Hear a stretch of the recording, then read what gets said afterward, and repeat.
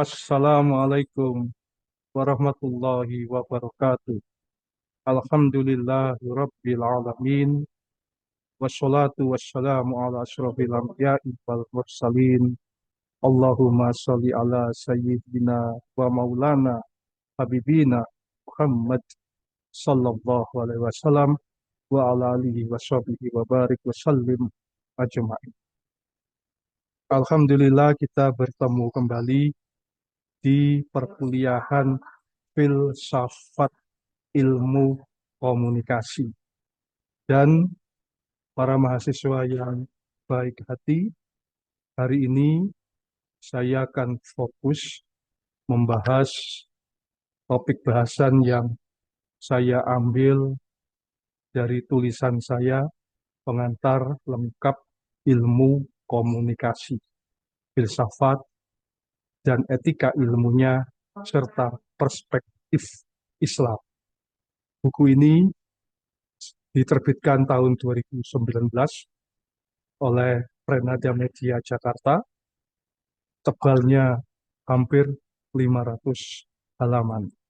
Nah, saya akan membahas bab 3, yakni Islam dan ilmu pengetahuan. Ya, Islam dan ilmu pengetahuan. Saya mengajak Anda semuanya membaca bersama-sama. Ya, kemudian tolong dipahami, ini semoga lebih mudah.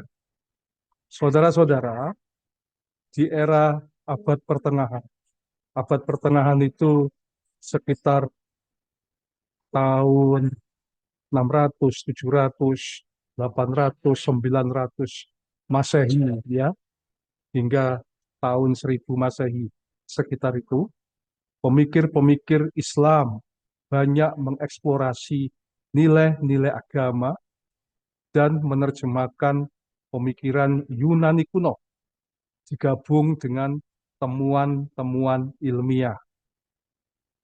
Abad ini dikenal sebagai zaman keemasan Islam dan zaman kegelapan dunia barat. Ya. Tetapi ini sering tidak diketahui ya oleh banyak orang. Kenapa? Ya, saya kira ini terkait dengan politik pengetahuan. Pada waktu saya sekolah, ya, hal seperti ini ternyata tidak banyak diungkap di buku-buku sejarah. Nah, saudara-saudara, sebelum dunia barat memasuki zaman pencerahan atau Aufklärung dan Renaissance, ya, Islam sudah berkembang dahulu di Asia.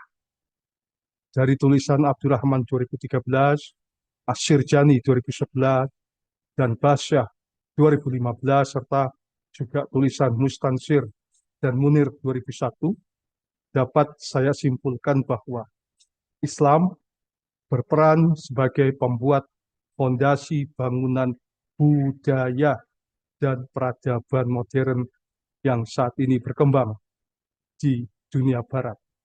Jadi, peradaban modern, apa yang kita sebut sebagai kemajuan di beberapa negara barat, menurut ya beberapa literatur yang sudah saya baca, ternyata itu semua merupakan peran besar Islam sebagai fondasi bangunan budaya dan peradaban modern. Anda bisa baca tulisan dari Karen Armstrong, seorang biarawati Katolik Roma, ya. Namun kemudian Armstrong ini menjadi peneliti di Oxford University, ya, di Inggris. Dalam bukunya Muhammad, The Story of the Prophet, tahun 2006, ya, Armstrong menulis ketika kerajaan atau kekhalifahan Islam berdiri di abad ke-7, Eropa merupakan wilayah yang terbelakang. Dalam bukunya Basyah 2015, Ya, bahasa mengatakan pada saat peradaban Arab Islam mencapai puncak kejayaan dan kemajuannya, masyarakat Eropa menghadapi keterbelakangan kehidupan stagnan dan kemerosotan di seluruh aspek kehidupan. Lebih dikenal dengan sebutan zaman pertengahan, abad keempat sampai sekitar abad ke-15 Masehi. Ya. Nah, saudara-saudara, ketika Eropa terkungkung dalam dogma agama yang menyimpang, Islam mencegah peradaban Yunani, Persia, Romawi yang positif, sekali lagi yang positif, agar tidak hilang dengan cara menerjemahkannya ke dalam bahasa dan tradisi Islam. Karya pemikir Islam termasuk terjemahan peradaban Yunani, Persia, dan Romawi kemudian menyebar ke Eropa lewat perdagangan, ya, kemudian juga lewat interaksi para kaum terpelajar, kemudian lewat kekhalifahan Islam di Eropa, ya, di daerah Andalusia. Anda masih ingat dinasti Umayyah setelah jatuh akibat diganti oleh dinasti Abbasiyah, salah satu keturunannya kemudian berangkat ke atau berpindah ke daerah Spanyol atau Andalusia. Di situ kemudian muncul kekhalifahan Islam di Eropa. Ya, kemudian juga pemikir Islam ini, ya, menyebar ke Eropa akibat perang salib.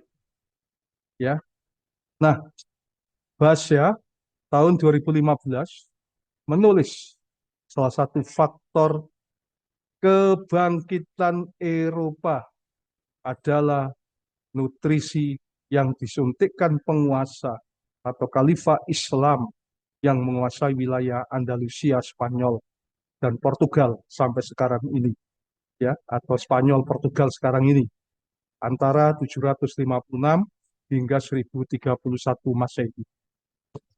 Khalifah Abdurrahman As-Sani, keturunan Bani Umayyah di Damaskus, melarikan diri dari kerajaan Bani Abbasiyah dan mendirikan kekhalifahan di Andalusia, Spanyol sekarang. Kemudian mentransformasi pemikiran Yunani, Persia, dan India yang dikuasai Bani Abbasiyah ke Cordoba, ibu kota Andalusia. Inilah saudara-saudara yang disebut sebagai nutrisi bagi kemajuan Eropa hingga abad 16 Masehi.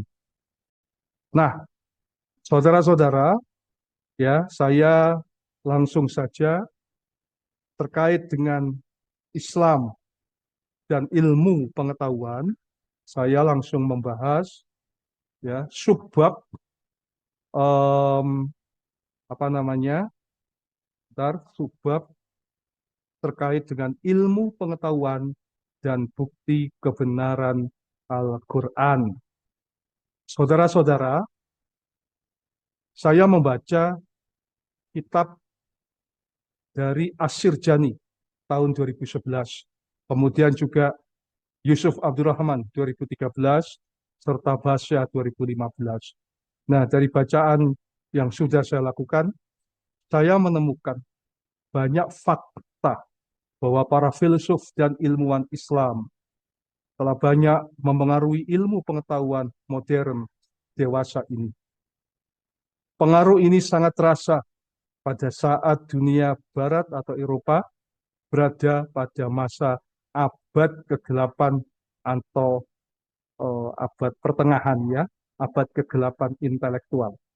Jadi Eropa itu pernah mengalami, ya, abad ke-8. Apa itu? Yakni ketika segala sendi kehidupan dikuasai oleh dogma-dogma gereja dan kekuasaan para raja dan bangsawan. Nah, saudara-saudara, Islam mengalami puncak kejayaan dengan menghasilkan karya besar di berbagai bidang ilmu yang menjadi referensi ilmuwan Barat pada masa selanjutnya. Berbagai karya besar Islam pada akhirnya menjadi stimulus gerakan Renaissance, ya, menjadi gerakan stimulus gerakan Renaissance sebagai cikal bakal kemajuan dunia Barat sekarang, ya. Nah, saudara-saudara, ada satu karya tulis dari Maurice Bucaille, seorang ilmuwan Prancis, ya. Bucaille ini pernah meneliti jasad Fir'aun, ya. Nah, kemudian dia menemukan kebenaran salah satu ayat Quran tentang Fir'aun, ya, bagaimana sebuah jasad masih bisa bertahan, ya, ribuan tahun di dalam laut. Nah, saudara-saudara, Maurice Bucaille mengatakan, from the very beginning, Islam directed people to cultivate science. The application of this precept brought with it the prodigious strides in science taken during the great era of Islamic civilizations, from which before the Renaissance, the West itself be benefited. Nah, jadi intinya bahwa sejak awal itu Islam, ya, memang memerintahkan umatnya untuk cultivate science. Tidak heran karena ayat pertama yang turun kepada Kanjeng Nabi Muhammad Sallallahu Alaihi Wasallam adalah Iqra, bacalah, bacalah dirimu, bacalah alam semesta, bacalah tanda-tanda ciptaan Allah. Dan di era kebesaran Islam, peradaban Islam yang berkembang, ya, perintah mencari ilmu, mengeksplorasi ilmu ini ternyata seperti yang tadi saya sampaikan sangat-sangat bermanfaat bagi dunia Barat. Ini sebagai informasi tambahan, keilmuan di Eropa pada abad pertengahan, ya, di abad pertengahan keilmuan di Eropa, bagaimana kondisinya, ya. Sigrid Hunke, seorang orientalis Jerman, mengatakan, jika ada umat yang menyeru pada pemikiran ilmiah modern seperti bumi itu bulat, pada saat itu bisa disebut sesat dan kafir, ya. Ini yang bicara Sigrid Hunke. Telah terjadi pertentangan antara agama dan ilmu pengetahuan di Eropa sampai permulaan pergerakan ilmiah dan revolusi ilmiah bangsa Eropa, terjadi pemberontakan terhadap gereja. Claudius Copernicus menemukan bumi berputar dan mengelilingi matahari. Temuan ini ditolak gereja, karena jika bumi mengelilingi matahari, maka menunjukkan bumi hanyalah sesuatu yang kecil dari alam. Keyakinan ajaran gereja saat itu mengatakan bahwa Tuhan menjelmakan diri di bumi sebagai penebus dosa manusia di bumi. Penebus dosa manusia, penghuni bumi. Ya, Anda bisa baca Sirjani.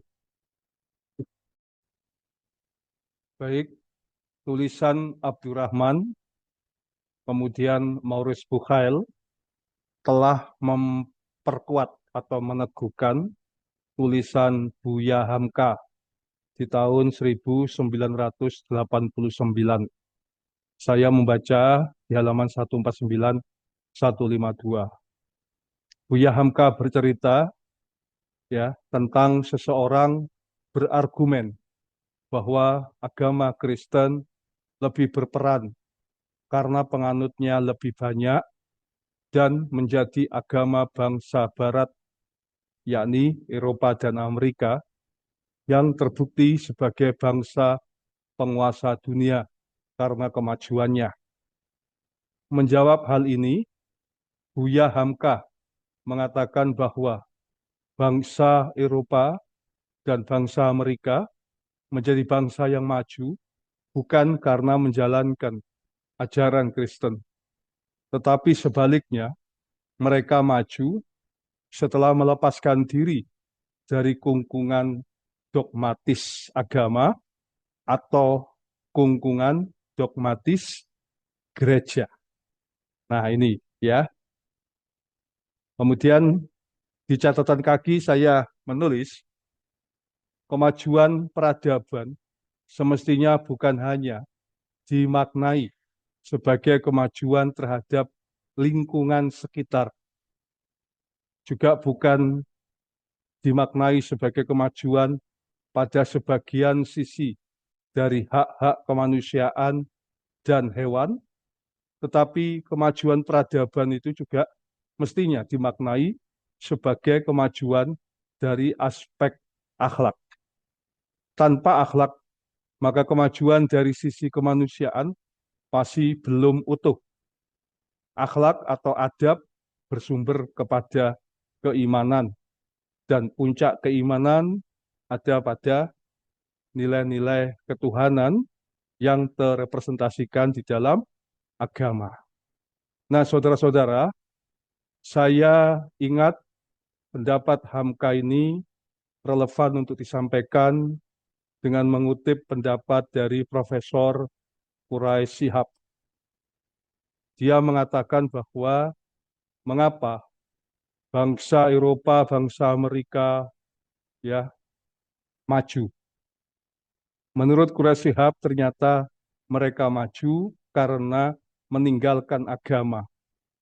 Sedangkan kita saat ini sulit untuk maju karena kita terlalu melihat agama hanya dalam ritual-ritual saja, tanpa mampu untuk mengurai rasionalitas agama, tanpa mampu mengurai lebih detail makna kemanusiaan, ketuhanan, peradaban yang semuanya terkandung di dalam nilai-nilai agama. Ya, jadi bangsa Eropa itu maju karena meninggalkan dogma-dogma agama. Itu kata Profesor Quraish Shihab. Nah, sebenarnya kejayaan ilmu pengetahuan di era Islam ini tidaklah mengagetkan. Allah, Tuhan Yang Maha Esa, telah berfirman melalui Rasulullah Shallallahu Alaihi Wasallam dalam kitab suci Al-Quran tentang segala sendi kehidupan manusia, termasuk ilmu pengetahuan, yakni ya kesehatan, kedokteran, fisika, perbintangan, biologi, sosial budaya, ekonomi, ya, maupun politik atau geologi dan sebagainya tentu saja, ya. Karena itu memang betul Al-Quran itu berisi tanda-tanda atau sains, tanda-tanda atau sains yang dapat menjadi ilmu pengetahuan alam, ilmu pengetahuan sosial yang biasa disebut sains. Jika manusia mampu memahami dan menggali makna tanda-tanda tersebut. Ya, Anda bisa baca lagi di bab 1. Jadi ayat dalam bahasa Arab, kemudian dalam bahasa Inggris ya, science ya, science ya.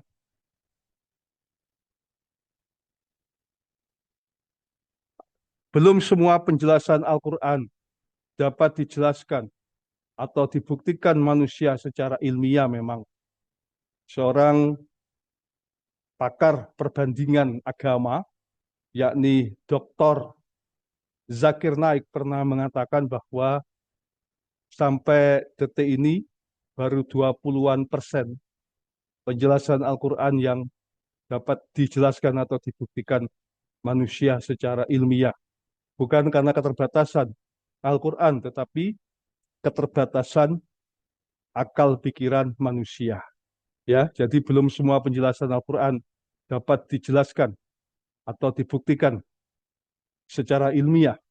Meskipun perkembangan ilmu pengetahuan sudah pesat pada tahun-tahun terakhir ini. Anda bisa baca juga di Bukhail. Bukhail tahun 2001 dalam bukunya yang lain yang berjudul Al-Quran, Bible, and Science Modern mengatakan bahwa tidak satu ayat pun di dalam Al-Quran yang bertentangan dengan perkembangan ilmu pengetahuan. Baik, saya lanjutkan kembali di catatan kaki ya terkait dengan buku saya Pengantar Lengkap Ilmu Komunikasi. Kita masih membahas Islam dan ilmu pengetahuan, terutama bagaimana Al-Quran bisa saya sebut sebagai sumber ilmu pengetahuan.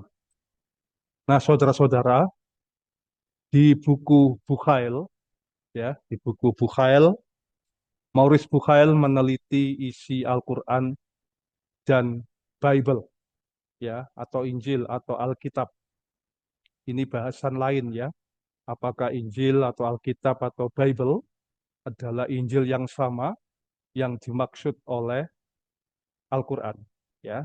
Karena Al-Quran sendiri sudah memerintahkan, sudah berisi ajaran bahwa umat Islam harus percaya kepada kitab-kitab Allah. Selain Al-Quran, kita percaya pada Injil, Zabur, dan Taurat. Ya, itu bahasan yang lain. Nah, sekali lagi saya ulangi, Bukhail meneliti Al-Quran dan Injil atau Alkitab atau Bible dikaitkan dengan ilmu pengetahuan. Maurice Bukhail menemukan bahwa penjelasan-penjelasan tentang fenomena alam di dalam Al-Quran sangat sesuai dengan penjelasan ilmu pengetahuan. Bukhail tidak menemukan hal-hal yang kontradiksi dan ketidaksesuaian pada Al-Quran, baik antara ayat yang satu dan ayat lainnya, maupun ayat-ayat dengan ilmu pengetahuan. Ini sebagai bukti, saudara-saudara, bahwa Al-Quran sepenuhnya wahyu Allah dan tidak tercampur karya pikiran manusia. Tidak tercampur karya pikiran manusia ini, ya, misalnya tidak ada itu tambahan manusia, tidak ada itu pengurangan-pengurangan kata atau ayat yang dilakukan manusia, atau tidak ada terjemahan dalam berbagai versi dengan menghilangkan atau tanpa menyertakan bahasa aslinya. Semua itu tidak ada di dalam Al-Quran. Saudara-saudara, Al-Quran tetap satu versi di seluruh dunia dengan hanya satu bahasa asli, yakni bahasa Arab. Bukhail dalam simpulannya mengatakan, ya, coba perhatikan, it is inconceivable that many of the statements in the Quran which are connected with the science could have been the work of a man. Nah, ini menarik. Bukhail menggunakan kata inconceivable, yang artinya ini sangat tidak mungkin. Ini sangat kuat ya, bahwa Quran tidak mungkin karangan manusia. Apa yang disampaikan oleh Bukhail ya sudah disampaikan Allah Subhanahu wa taala yang berfirman, maka tidaklah mereka menghayati atau mendalami Al-Quran sekiranya Al-Quran itu bukan berasal dari Allah Subhanahu wa Ta'ala, pastilah mereka menemukan banyak hal yang bertentangan di dalamnya. Quran surat An-Nisa ayat 82. Bahkan Allah Subhanahu wa Ta'ala menjamin bahwa Al-Quran adalah firman-Nya. Ya, Allah Subhanahu wa Ta'ala menjamin bahwa Al-Quran adalah firman-Nya, bukan buatan Nabi Muhammad Sallallahu Alaihi Wasallam. Ya, seperti tuduhan orang kafir. Jadi saat itu orang kafir menuduh bahwa Nabi Muhammad Sallallahu Alaihi Wasallam itu mengarang Al-Quran. Ya, nah Allah menjamin bahwa Quran adalah firman-Nya. Ya, bukan buatan Nabi Muhammad Sallallahu Alaihi Wasallam seperti tuduhan orang kafir dengan cara menantang orang-orang yang meragukan Al-Quran untuk membuat satu surah saja, ya bahkan satu ayat saja dengan meminta bantuan teman-temannya dan dapat dipastikan tidak akan mampu membuatnya, ya tidak mampu membuatnya seperti yang ada di dalam Quran. Silakan baca Al-Baqarah 23, 24, Yunus 37, 38, dan Surah Hud ayat 13. Saudara-saudara, Rasulullah Shallallahu Alaihi Wasallam pun mengajarkan agar umatnya benar-benar menjadikan Al-Quran sebagai pedoman hidup. Hal ini tampak dari kisah ketika Sayyidina Umar bin Khattab radhiyallahu an mendatangi Rasulullah Shallallahu Alaihi Wasallam dengan membawa beberapa lembar Taurat, yakni kitab yang diturunkan kepada Nabi Musa alaihissalam untuk Bani Israel.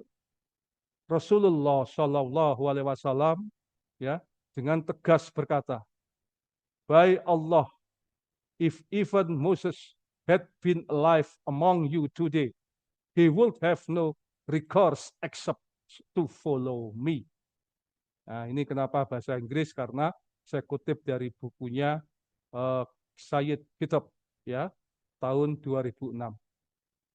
Ada satu hadis yang saya kira juga dikutip oleh Sayyid Qutb ini, yakni dari Abdullah bin Sabit radhiyallahu an. Ia berkata, ketika Umar bin Khattab menunjukkan kitab Taurat kepada Nabi, beliau bersabda, seandainya Musa masih hidup, lalu kalian mengikutinya, dan kalian meninggalkanku, maka kalian pasti tersesat. Kata Kanjeng Nabi Muhammad Sallallahu Alaihi Wasallam dalam HR Ahmad.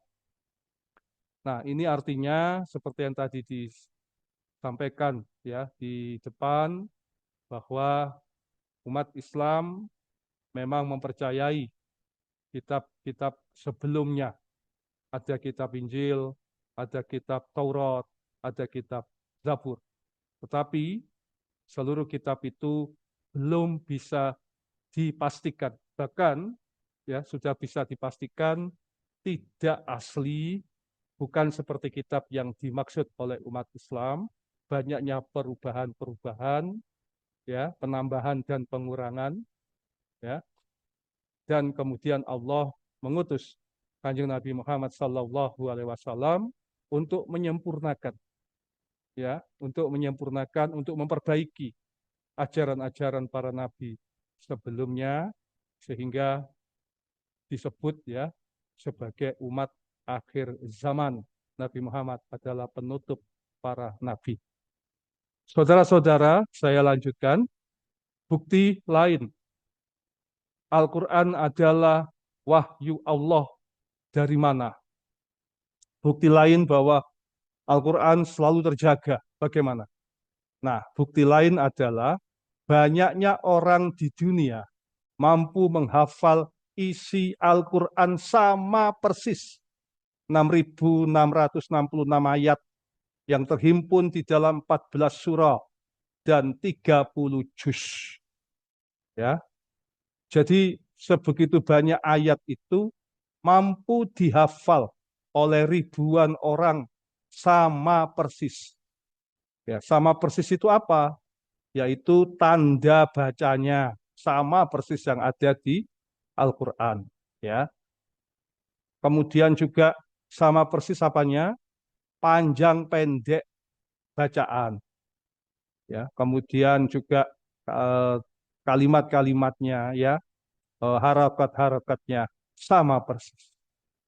Hal ini fenomena luar biasa yang sulit atau bahkan tidak bisa ditemui di kitab atau buku-buku yang lain. Ya, nggak usah jauh-jauh lah ya. Saya sendiri, saya ini telah menulis beberapa buku.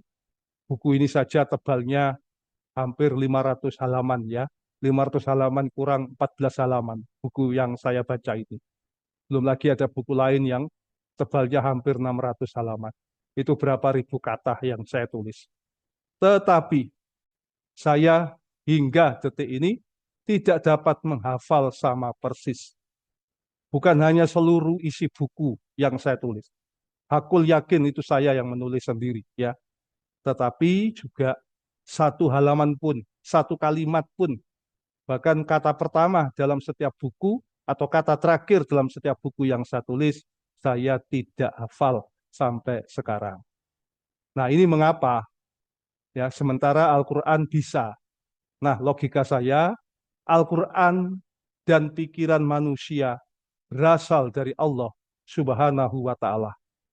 Tentu tidak sulit bagi Allah mengatur agar Al-Quran dan pikiran manusia itu dapat menyatu, termasuk hafal. Ya, tidak sulit bagi Allah untuk membuat orang menyatu dan menghafal isi Al-Quran. Asal manusia bersedia tunduk dan berserah diri kepadanya. Jadi syaratnya asal manusia bersedia tunduk dan berserah diri kepadanya. Dalam bahasa Arab, ya, nah, tunduk dan berserah diri itu maksudnya apa? Yakni menjalankan perintah-perintahnya dan menjauhi larangan-larangannya. Ya, menjalankan ibadah dan menjauhi perbuatan-perbuatan yang tidak baik. Nah, di dalam bahasa Arab, tunduk dan tunduk dan berserah diri kepada Allah Subhanahu wa Ta'ala dalam bahasa Arab adalah Muslim. Saudara-saudara yang baik hati, jadi Maurice Bucaille, seorang penulis dari Prancis ya, dan meneliti jasad mumi di dalam bukunya Quran, Bible, and Modern Science telah mengatakan tidak ada satu ayat pun di dalam Al-Quran yang bertentangan dengan perkembangan ilmu pengetahuan. Ya, nah, pendapat Bucaille ini selaras dengan perkataan Imam Al-Ghazali. Al-Ghazali mengatakan, ringkasnya, seluruh ilmu tercakup di dalam karya-karya dan sifat-sifat Allah, dan Al-Quran adalah penjelasan esensi sifat-sifat dan perbuatan-perbuatannya. Tidak ada batasan terhadap ilmu-ilmu ini, dan di dalam Al-Quran terdapat indikasi pertemuan antara keduanya. Apa itu keduanya? Yakni pertemuan Al-Quran, wahyu Allah, dan ilmu-ilmu pengetahuan. Anda bisa baca Sholahuddin tahun 2012. Saudara-saudara mahasiswa, saya memberikan contoh beberapa kebenaran Al-Quran. Di surah Al-Mu'minun, ayat 12-14, Allah berfirman, sungguh, kami ciptakan manusia dari saripati tanah liat. Kemudian kami jadikannya air mani yang disimpan dalam tempat yang kukuh yang disebut rahim. Air mani itu kami jadikan sesuatu yang melekat. Dari situ kami jadikan segumpal daging dan tulang belulang dan dibungkus dengan daging. Kami menjadikannya makhluk berbentuk lain. Saudara-saudara, manusia menurut ilmu pengetahuan diciptakan dari sebagian kecil sperma. Manusia diciptakan dari sebagian kecil sperma pria. Al-Quran menyebut nutfah. Dan yang setelah fertilisasi, yakni pembuahan atau percampuran dengan sel telur atau amsyaj, berdempet di dinding rahim dan disimpan di rahim. Nah, ini ya, Anda baca Quran surat Ali Imran ayat 6, Quran surat At-Tariq ayat 6 hingga 7, Quran surat Al-Alaq ayat 2, kemudian Al-Insan ayat 2. Beberapa surat yang bercerita tentang proses pembuahan hingga kemudian terjadi percampuran antara sel sperma dengan telur. Di ayat-ayat ini, Allah bicara tentang penciptaan manusia dari sperma hingga berkembang menjadi janin dan disimpan di rahim, yakni wadah yang kukuh.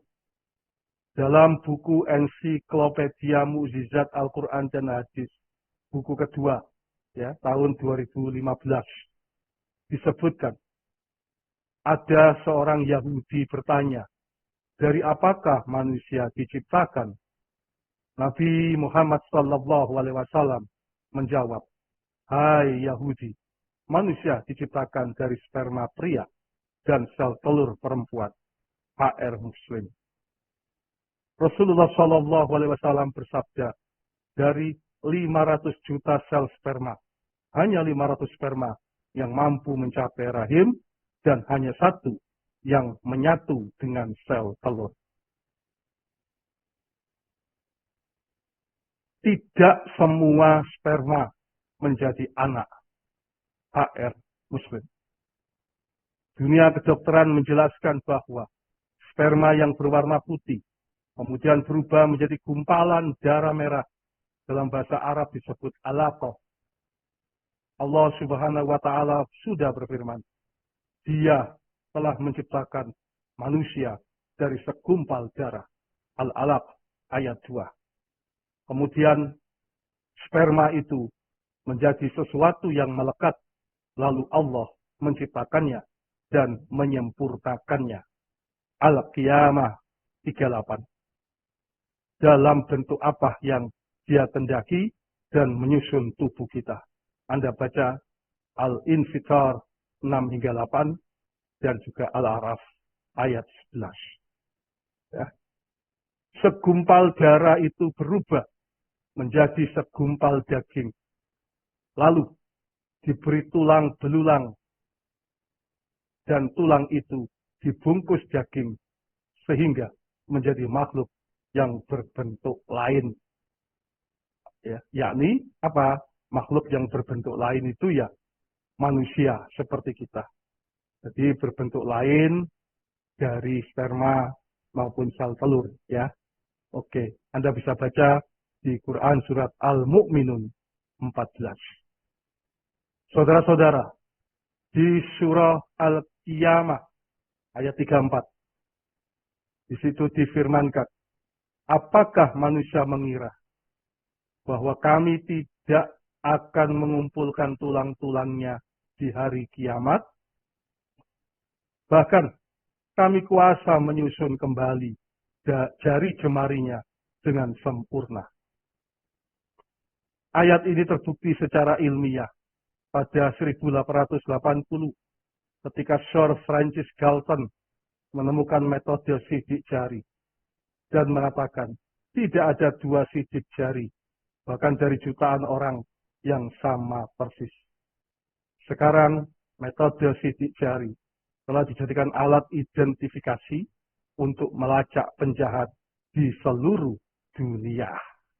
Nah, ini ada catatan kaki nomor 18, kita baca.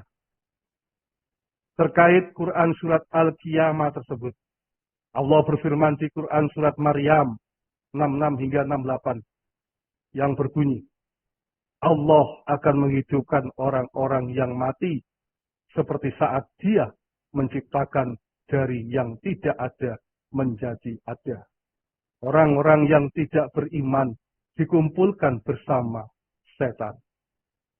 Ini bukti kebenaran konsistensi dari ayat-ayat Allah bahwa tidak sulit menciptakan, mematikan, menghilangkan, kemudian mengumpulkan lagi di hari kiamat yang juga merupakan kebenarannya.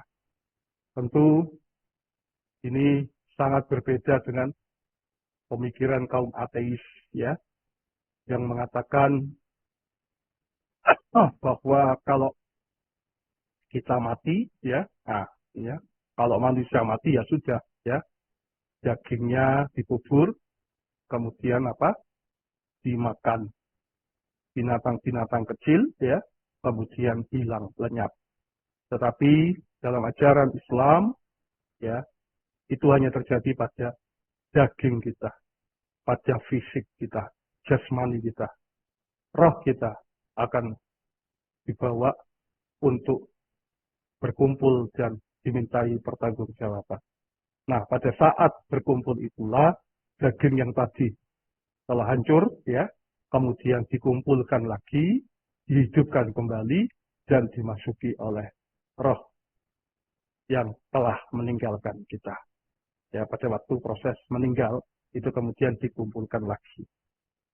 Saudara-saudara, di surat Al-Anbiya 30, Allah berfirman, tiadakah orang yang kafir melihat bahwa langit dan bumi bersatu, lalu kami pisahkan keduanya, dan kami jadikan segala yang hidup dari air, maka tiadakah mereka percaya diri? Ya. Tiadakah orang yang kafir melihat bahwa langit dan bumi berpadu satu, lalu kami pisahkan keduanya, dan kami jadikan segala yang hidup dari air, maka tiadakah mereka percaya diri? Saudara-saudara, ayat ini menerangkan bahwa satu, langit dan bumi diciptakan secara bersamaan. Ilmu pengetahuan melalui ilmuwan Stephen Hawking mengenalkan teori ledakan besar atau Big Bang Theory pada akhir abad ke-21, yakni tentang penciptaan alam semesta. Menurut teori ini, saudara-saudara, seluruh alam semesta awalnya berupa partikel yang luar biasa kecil dan rapat yang disebut nebula. Kemudian muncul ledakan besar atau Big Bang yang membuat nebula itu terpisah atau tersebar yang menciptakan galaksi, bintang, planet, dan bumi. Ya, ini tulisan dari seorang ilmuwan barat Stephen Hawking. Jadi, teori Big Bang juga membuktikan bahwa langit dan bumi diciptakan bersamaan, lalu dipisahkan. Ya, cuman Stephen Hawking menyebut pemisahan ini dengan perantara ledakan besar. Yang kedua, ilmu pengetahuan sekarang menerangkan bahwa setiap sesuatu yang hidup mengandung sel, dan bagian dasar sel adalah sitoplasma yang banyak mengandung air. Dan ilmu pengetahuan membuktikan setiap makhluk hidup mengandung 50% hingga 90% air.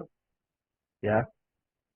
Kemudian Talbah di dalam ensiklopedia Mukjizat Al-Quran dan Hadis tahun 2015 menjelaskan bahwa manusia dapat bertahan hidup tanpa makan selama 60 hari, tapi hanya bertahan 3-10 hari tanpa air minum. Air merupakan komposisi dasar terbentuknya sel darah, cairan getah bening, cairan dahak, juga cairan tubuh lain seperti air kencing, keringat, air mata, air liur, air susu, ingus, dan pelumas yang berada di antara sambungan tulang. Air membantu melancarkan proses pencernaan. Ilmu membuktikan air lebih dahulu ada daripada makhluk hidup. Keberadaan air adalah indikasi kehidupan di suatu planet. Tentang air, Allah Subhanahu wa Ta'ala juga berfirman di Quran Surat An-Nur ayat 45 bahwa Allah telah menciptakan semua jenis hewan dari air. Ada hewan yang melata dengan perutnya, ya, dan ada yang berjalan dengan 2 kaki dan 4 kaki. Satu lagi kebesaran Allah terlihat dari kondisi tubuh ular. Ular adalah hewan melata dan berjalan dengan perutnya. Karena itu kulitnya diciptakan sangat tebal, berlendir, dan kuat untuk berjalan dan hidup di tempat kering. Beberapa firman Allah ini tampaknya yang juga dibaca oleh filsuf Yunani Thales yang menyebutkan bahwa alam berasal dari air. Ya. Nah, di dalam catatan kaki, ya, saya tulis, dalam ensiklopedia Mukjizat Al-Quran dan Hadis, disebutkan bahwa air merupakan makhluk yang pertama diciptakan Allah, kemudian ars, kemudian kolamul a'lah atau pena agung, lauhul mahfuz, yakni tempat mencatat segala hal sampai kiamat, dan bumi.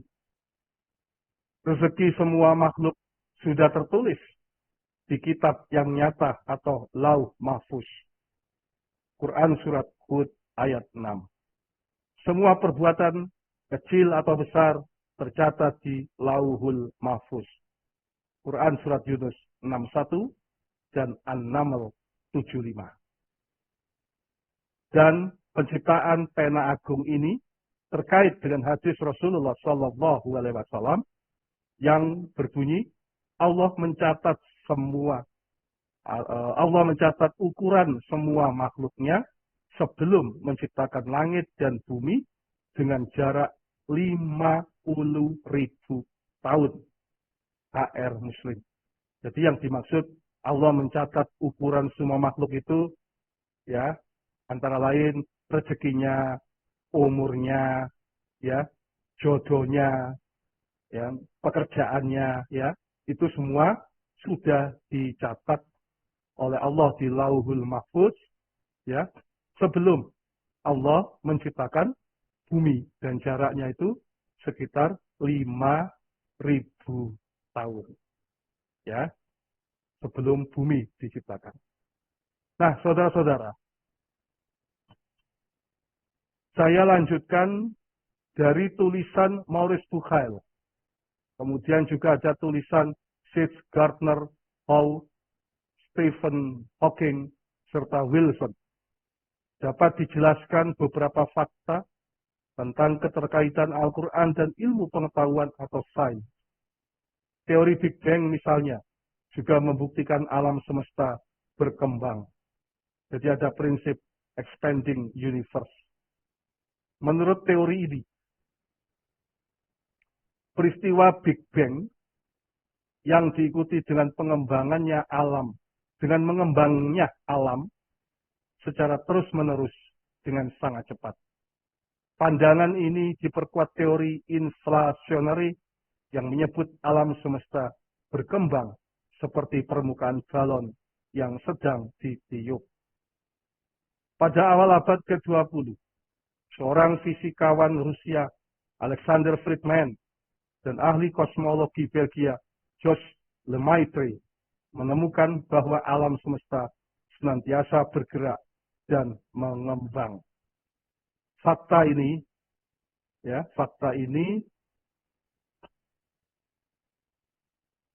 dibuktikan juga dengan menggunakan data pengamatan tahun 1929. Ketika mengamati langit dengan teleskop, seorang ilmuwan, seorang astronom Amerika, Edwin Hubble, menemukan bahwa bintang-bintang dan galaksi terus bergerak, saling menjauh. Ya, saling menjauhi.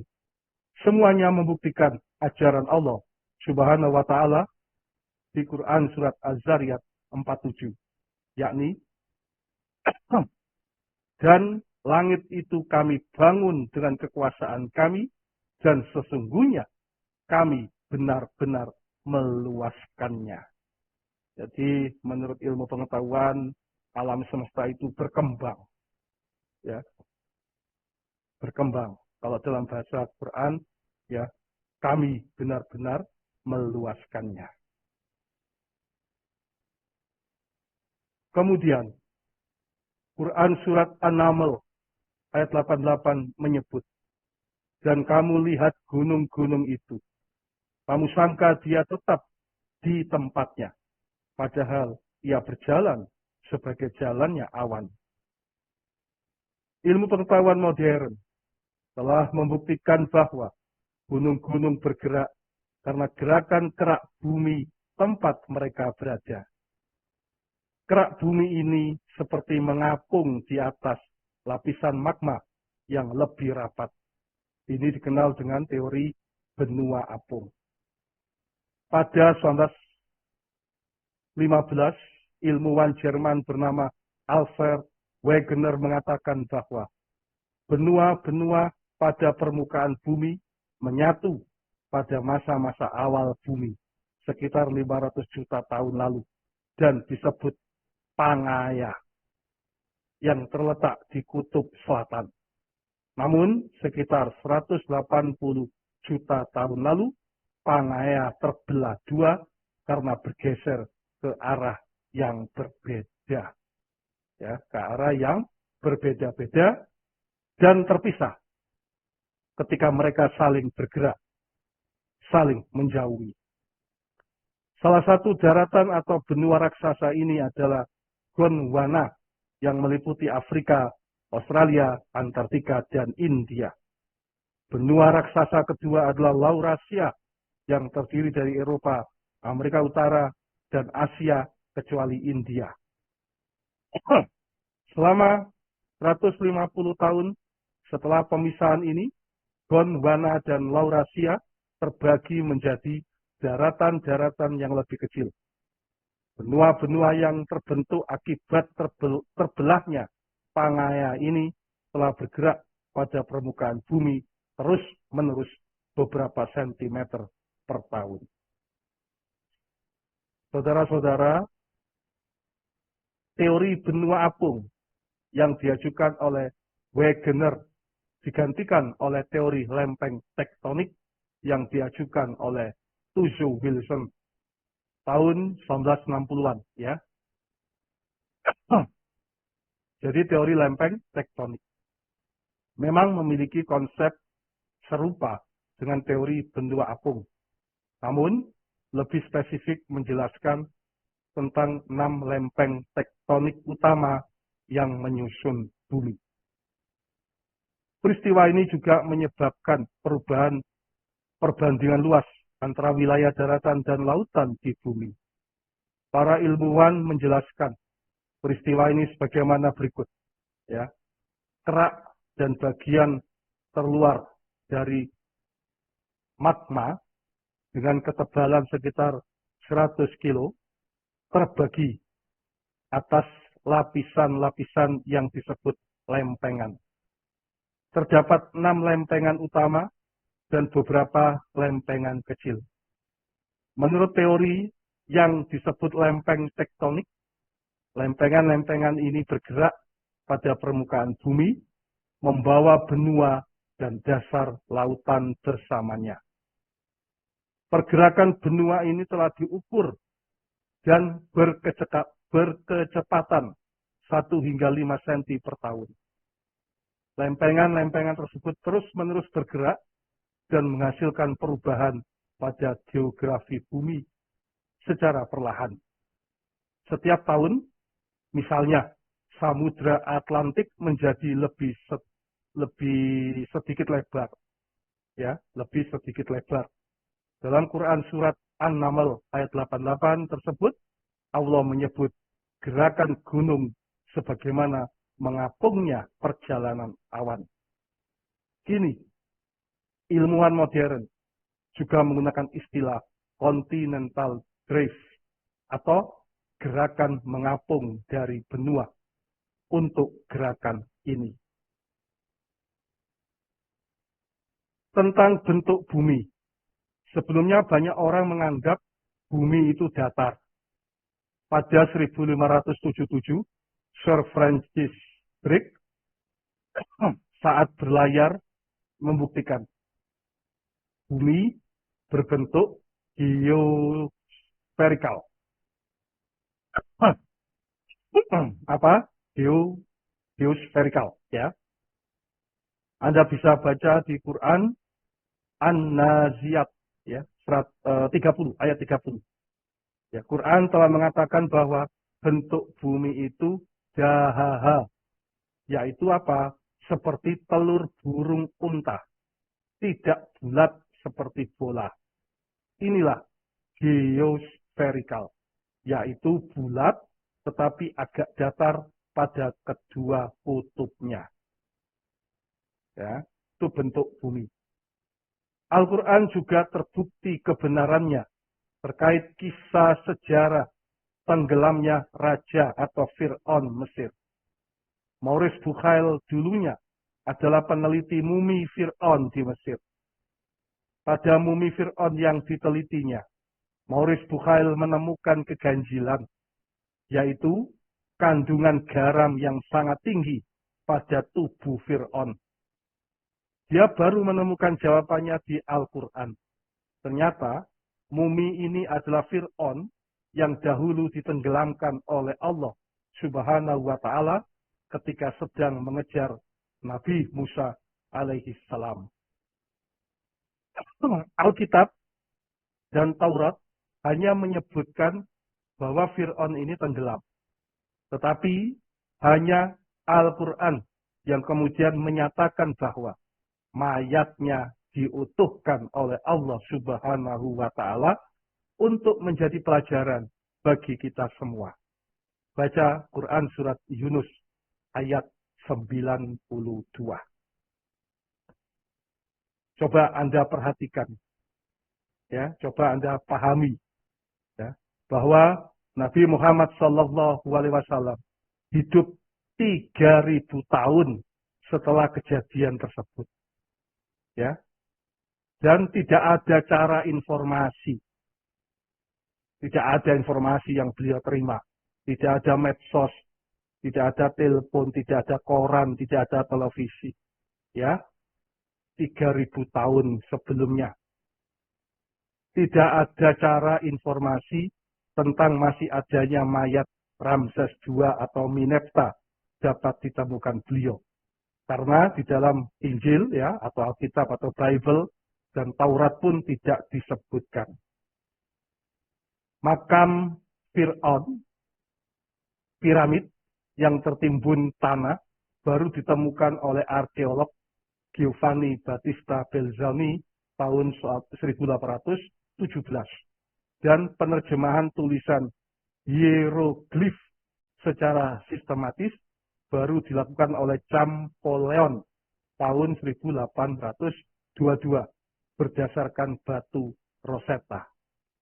Hal ini semakin membuktikan bahwa Al-Quran bukan karangan Nabi Muhammad Sallallahu Alaihi Wasallam seperti yang dituduhkan oleh penentang Islam. Tetapi Al-Quran benar-benar firman Allah yang diturunkan kepada Kanjeng Nabi. Coba kita lihat catatan kaki yang ke-20. Di sini kisah Nabi Musa alaihissalam dan tenggelamnya Fir'aun. Telah beberapa kali ada di Quran, salah satunya di Quran surat Asy-Syu'ara 10 hingga 66. Memang ada dua versi tentang nama Fir'aun yang tenggelam. Kalau saya baca di bukunya Tolbah et al. Ya, tahun 2015, di situ disebutkan bahwa yang tenggelam adalah Fir'aun Ramses II. Sedangkan Bukhail menyebut Fir'aun bernama Minepta, putra sekaligus pengganti Ramses II yang tenggelam. Ya. Al-Quran sendiri hanya menyebut kata Fir'aun, yakni 74 kali disebut di 27 surah. Al-Quran tidak menyebut nama Fir'aunnya, tetapi yang disebut adalah penasehatnya bernama Haman. Haman ini disebut 6 kali. Ya, silakan Anda baca Bukhail juga.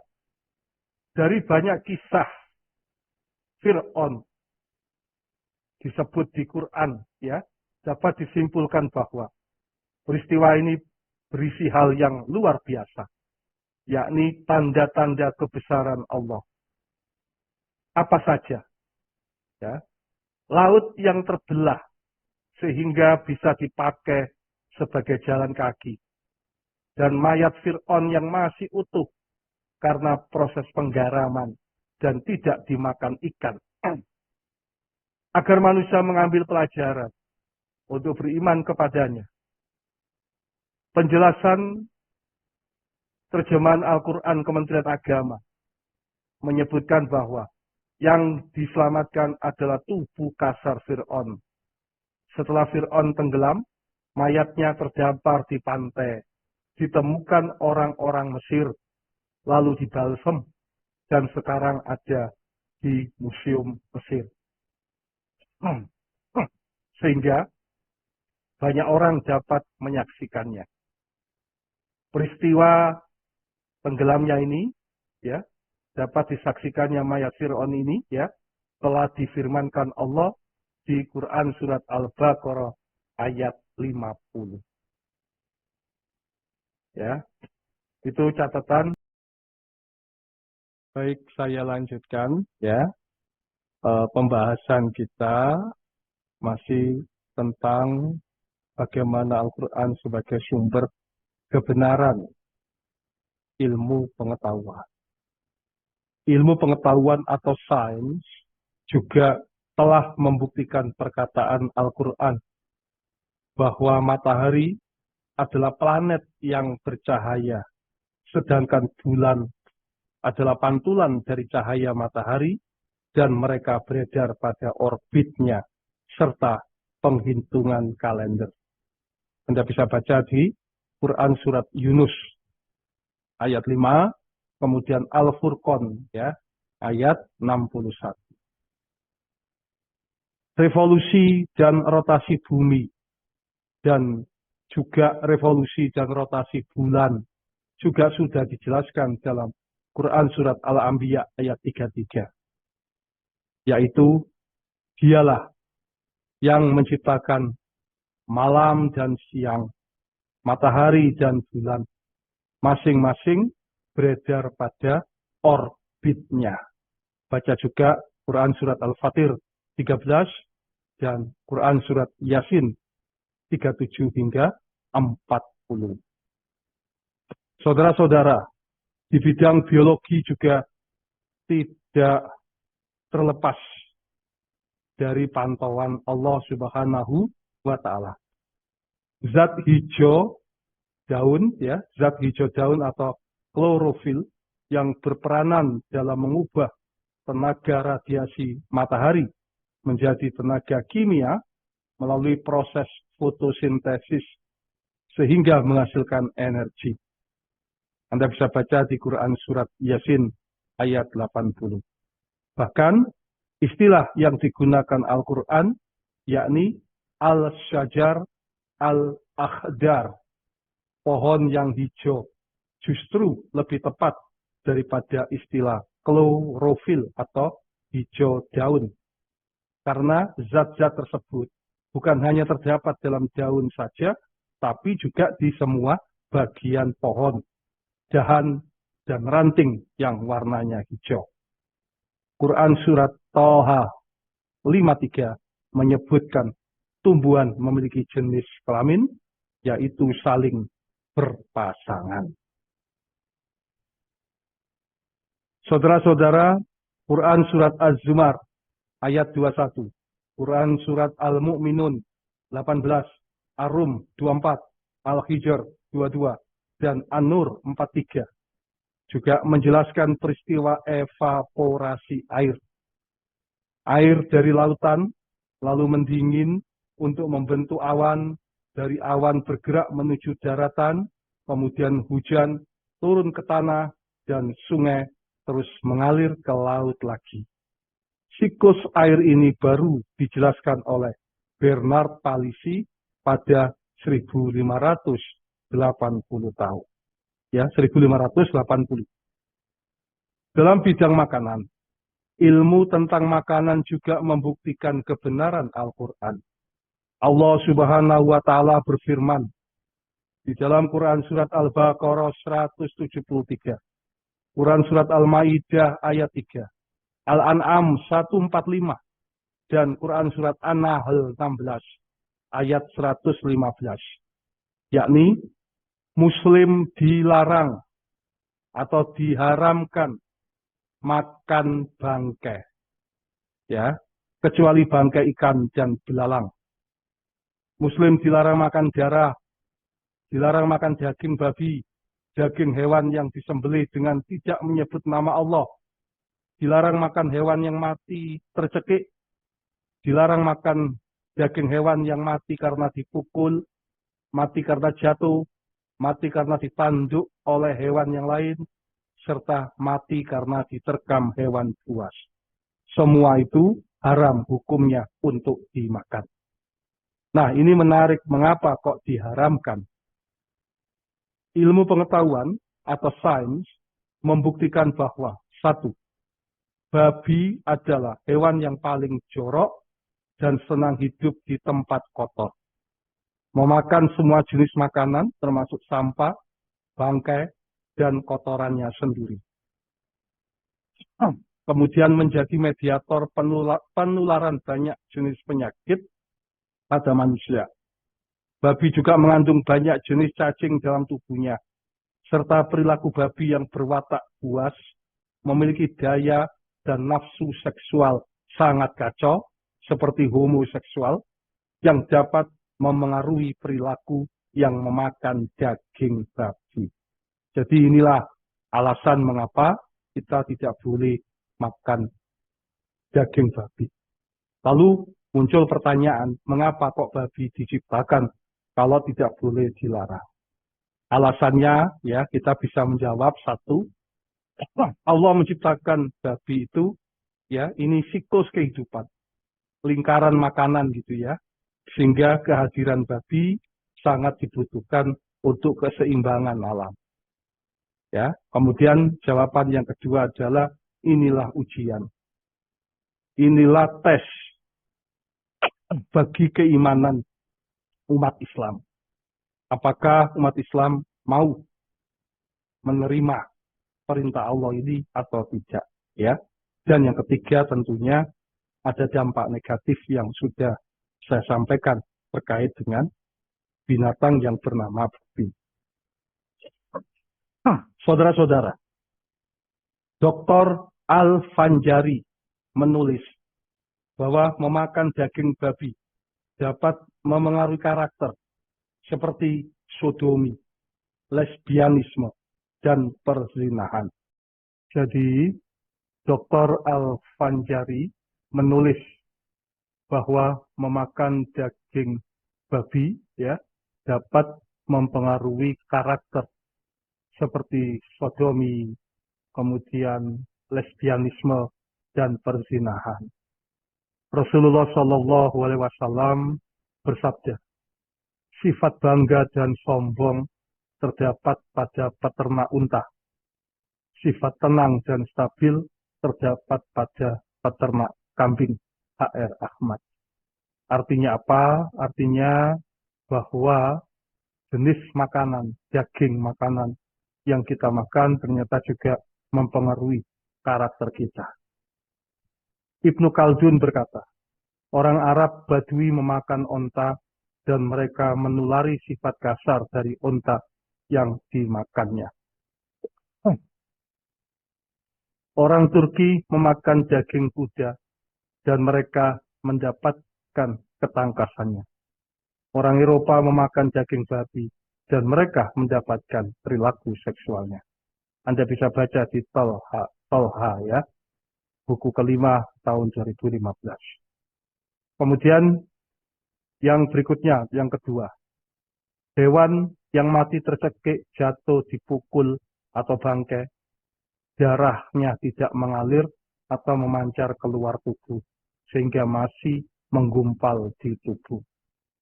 Darah mengandung banyak kotoran atau bakteri yang berbahaya dikonsumsi jika masih tertinggal pada daging. Jadi ini alasan mengapa bangkai ya, yakni hewan yang mati tercekik, yang jatuh, dipukul atau dimakan hewan lain ya, itu haram hukumnya karena darahnya tidak memancar keluar sehingga masih berada di dalam tubuh atau daging tersebut. Kemudian yang ketiga, penyembelian cara Islam adalah cara terbaik karena dapat memotong tenggorokan, kerongkongan, dan dua pembuluh darah di antara tenggorokan dan kerongkongan. Hal ini membuat hewan cepat mati, tidak merasakan sakit berlebihan, serta darah terpancar dan mengalir keluar. Baca Tolbah, buku ketiga, 244 hingga 256. Nah ini ada catatan kaki.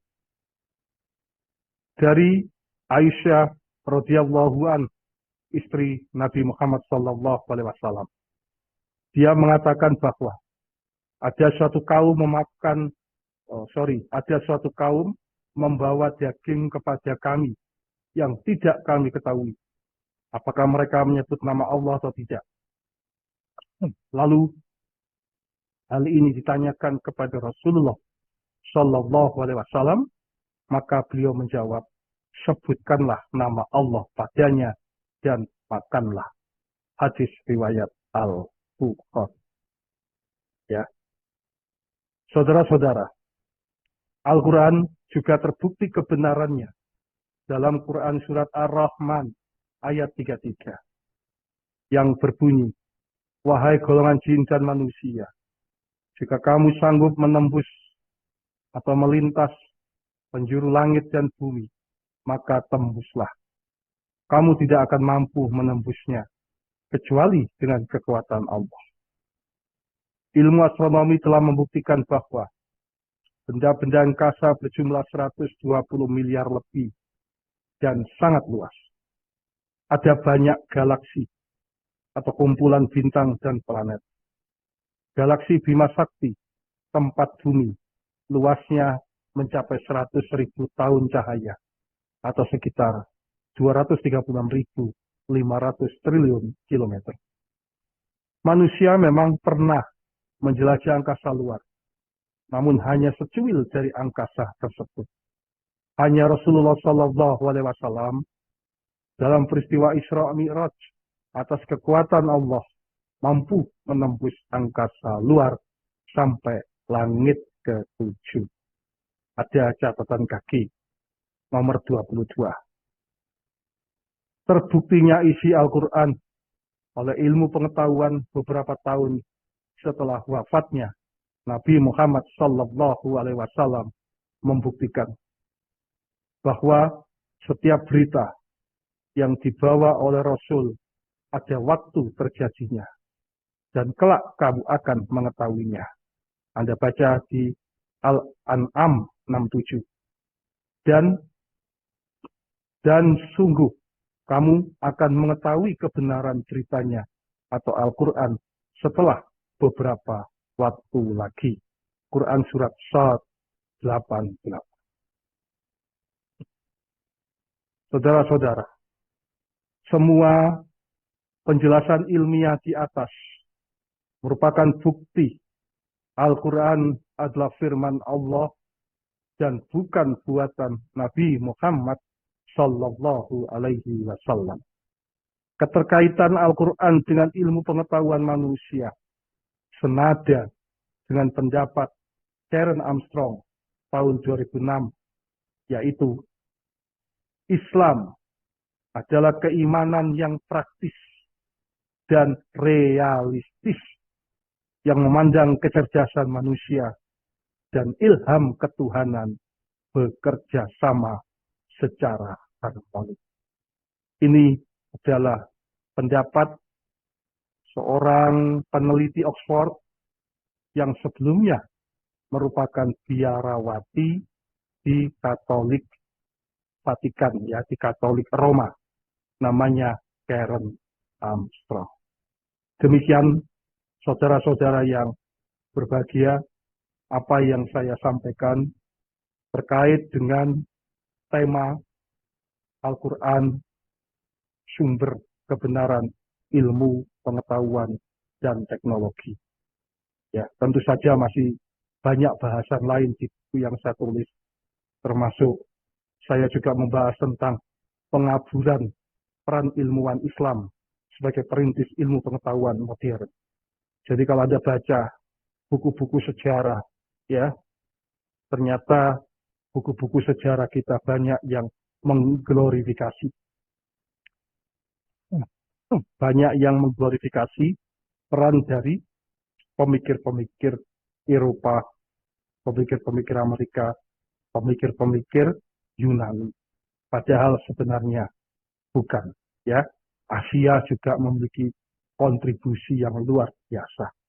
Anda bisa baca bukunya Simonson, ya, yakni Communication History. Ya, di situ Simonson mengatakan bahwa Asia ini sumber peradaban. Salah satunya adalah karena semua agama itu hadir di Asia. Semoga bermanfaat, ya. Mari kita tetap jaga NKRI, kita jaga Pancasila, NKRI harga mati. Wallahul muwaffiq ila aqwamit thoriq. Assalamualaikum warahmatullahi wabarakatuh.